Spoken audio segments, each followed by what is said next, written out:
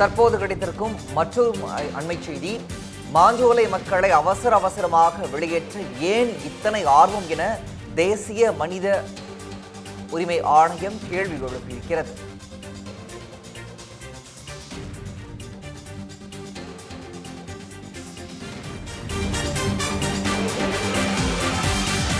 இரவு நேரங்களில் மின்வெட்டு, திட்டமிட்டு போக்குவரத்து சேவை நிறுத்தம் போன்ற புகார்கள் பெறப்பட்டுள்ளன. மாஞ்சோலை மக்களை அவசரமாக வெளியேற்ற ஏன் இத்தனை ஆர்வம் என தேசிய மனித உரிமை ஆணையம் கேள்வி எழுப்பியிருக்கிறது. வனத்துறையினர் நெருக்கடி கொடுத்ததாகவும் புகார் பெறப்பட்டுள்ளதாக தேசிய மனித உரிமை ஆணையம் தெரிவித்திருக்கிறது.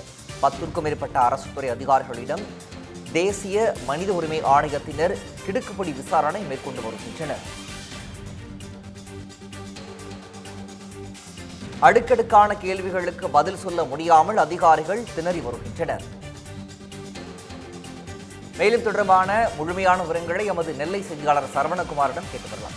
சரவணகுமார், வணக்கம். மாஞ்சோலை மக்களை அவசரமாக வெளியேற்ற ஏன் இத்தனை ஆர்வம் காட்டுவதாக தேசிய மனித உரிமை ஆணையம் பல்வேறு கேள்விகளையும் முன்வைத்திருக்கிறது. தொடர்பான முழுமையான விவரங்கள்.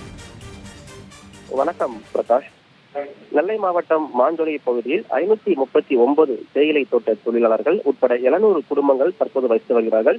இவர்களுக்கு கடந்த 4 மாதமாக அடிப்படை வாழ்வாதாரம் என்று சொல்லப்படக்கூடிய அடிப்படை வசதிகள் எதுவுமே மாஞ்சோலையில் இருந்து மாஞ்சோலை நிர்வாகமாக இருக்கட்டும், மாவட்ட நிர்வாகமாக இருக்கட்டும், எந்த ஒரு அடிப்படை வசதிகளும் செய்து தரவில்லை என்ற ஒரு புகார்கள் பெறப்பட்டுள்ளன.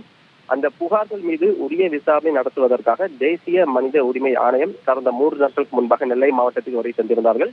நெல்லை மாவட்டத்தில் இருக்கக்கூடிய மாஞ்சோலை மலைப்பகுதியில் தற்போது வசிக்கக்கூடிய பொதுமக்களிடம் வீடு வீடாக சென்று விசாரணை மேற்கொண்டார்கள். அந்த விசாரணையில் பல்வேறு அடுக்கடுக்கான குற்றச்சாட்டுகளை அங்கு வசிக்கக்கூடிய பொதுமக்கள் கூறியிருந்தார்கள். குறிப்பாக சொல்ல வேண்டுமேனால் அங்கு வசிக்கக்கூடிய பொதுமக்களுக்கு அடிப்படை உரிமைகளான குடிநீர் விநியோகம், ஒரு அவசர காலத்திற்கு மாஞ்சோலிலிருந்து கீழே செல்வதற்கு தேவையான வாகன வசதிகள், அது மட்டுமில்லாமல் உடல்நிலை சரியில்லை என்று சுகாதாரத்துறைக்கு தகவல் தெரிவித்தால் எந்த ஒரு சுகாதாரத்துறையினரும் நேரில் தங்களை பார்ப்பதில்லை என்ற அடுக்கடுக்கான குற்றச்சாட்டுகளை முன்வைத்திருந்தார்கள்.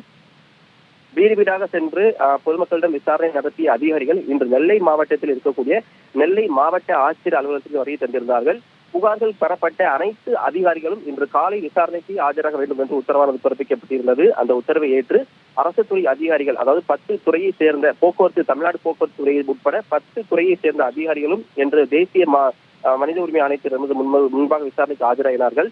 தேசிய மனித உரிமை ஆணைய குழுவினர் அடுக்கடுக்கான பல கேள்விகளை முன்வைத்த போதும் பதில் சொல்ல முடியாமல் அனைத்து அதிகாரிகளும் சிறைக்கு போயிருந்த காட்சி நம்மளால் காண முடிந்தது. அது மட்டுமில்லாமல் மாஞ்சோலை குத்தகை காலம் 2028 முடிவடையக்கூடிய சூழலில் இன்றும் 4 ஆண்டுகள் மீதமிட்ட காரணத்தினால் அவசரமாக மாஞ்சோலை மக்களை கீழே இறக்குவதற்கு காரணம் என்ன என்று அடுக்கடுக்கான கேள்வியில் முன்வைத்திருந்தார்கள்.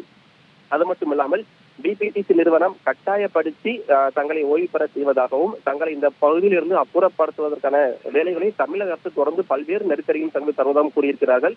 மாஞ்சோலையில் வசிக்கக்கூடிய பொதுமக்கள் வைக்கக்கூடிய முக்கியமான குற்றச்சாட்டுகள் என்ன என்று பார்த்தோமேயானால், முன் அறிவிப்பு இல்லாமல் அடிக்கடி மாஞ்சோலையில் இரவு நேரங்களில் மின்வெட்டை ஏற்படுத்துவது, குடிநீர் விநியோகத்தை முழுவதுமாக ரத்து செய்தது, தமிழ்நாடு அரசு போக்குவரத்து கழகத்தின் சார்பாக இயக்கப்பட்ட அரசு பேருந்துகளை பல நாட்களாக இயக்கப்படாமல் இருந்தது, நோயால் பாதிக்கப்பட்ட போது சுகாதாரத்துறையினர் தங்களுக்கு முறையான சிகிச்சை வழங்காதது உட்பட மனித உரிமை மீறல்களும் அங்கு நடந்ததாகவே பொதுமக்களுக்கு கருத்துக்களை கூறியிருக்கிறார்கள். பொதுமக்களிடம் வீடு வீடாக சென்று விசாரணை நடத்திய அதிகாரிகள் தற்போது இந்த வழக்கை இறுதிக்கட்டத்துக்கு கொண்டு வந்திருக்கிறார்கள். இன்று மதியத்திற்கு மேல் நெல்லை மாவட்ட ஆட்சியர் உட்பட நெல்லை மாவட்ட காவல் கண்காணிப்பாளரும் இந்த விசாரணைக்கு ஆஜராக வேண்டும் என்று தற்போது உத்தரவை பிறப்பித்திருக்கிறார்கள். பிரகாஷ், விவரங்களை வழங்கியமைக்கு நன்றி சரவணகுமார்.